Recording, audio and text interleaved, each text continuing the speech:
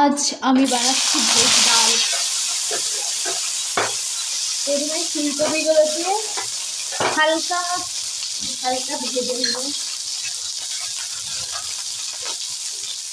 হালকা হালকা ফ্রাই করে নেব। এই যে ফুলকপিগুলোকে হালকা হালকা করে ভেজে নিলাম। এবার এর মধ্যে দেবো গাজরটাকেও একটু ভেজে নেব। এবার গাজরটা দিয়ে দিচ্ছি, গাজরটা হালকা করে ভেজে নেব।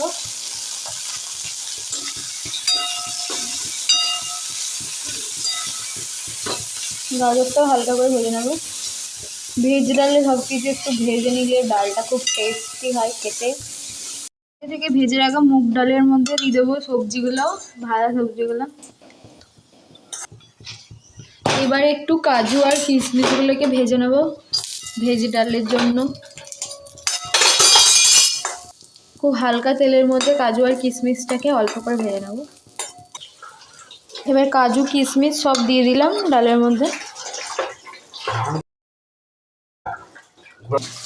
2-1টা কাঁচা লঙ্কাও দিয়ে দেবো।